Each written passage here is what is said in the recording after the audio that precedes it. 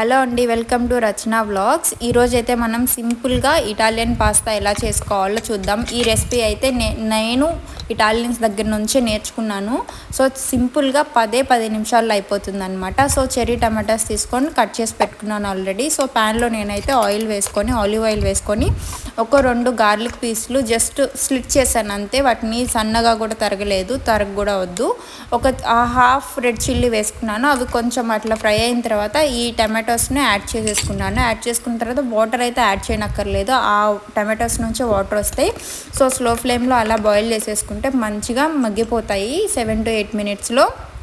కొంచెం salt add చేసుకున్నాను అనమాట. సో ఇది ఈ పక్కన ఇలా బాయిల్ అయిపోతున్నప్పుడు నేను కెటిల్లో ఆల్రెడీ హాట్ వాటర్ పెట్టుకున్నాను. ఆ హాట్ వాటర్ రెడీ అయిన తర్వాత నేను ఒక చిన్న పాట్ ఒకటి పెట్టుకొని ఆ పాట్లో హాట్ వాటర్ అనేది యాడ్ చేసుకున్నాను అనమాట. నేనైతే ఇక్కడ స్పెగతీని తీసుకున్నాను.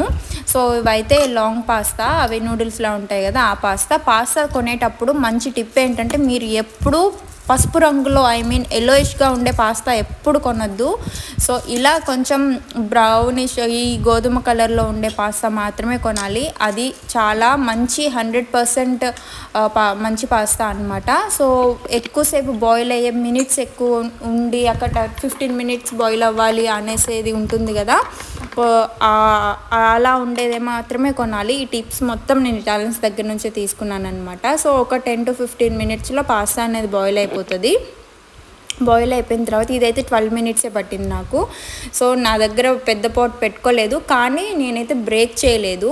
అది ఒక మినిట్ అలా పెట్టంగానే అవి సాఫ్ట్ అయిపోయి అవి కొంచెం బెండ్ అయిపోయి లోపలికి వాటర్లోకి వెళ్ళిపోయాయి. సో మీరైతే పెద్ద పాట్ పెట్టుకోండి. నేనైతే 80 grams తీసుకున్నాను. ఇలా రెడీ అయిపోయిన ఆ టమాటో సాస్లో ఇంకా నేను పెప్పర్ కూడా యాడ్ చేయలేదు. మీరు ట్రై చేయండి, చాలా బాగుంటుంది.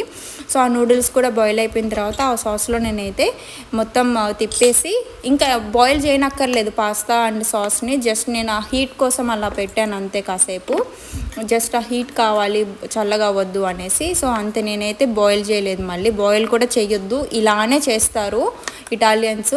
నేను అలానే చేశాను అనమాట. జస్ట్ 15 నిమిషాలు అలా కలిపేసుకొని అలా ప్యాన్లోకి తీసుకొని పర్మిజాను పైన నేను అలా కొంచెం చల్లుకున్నాను అనమాట.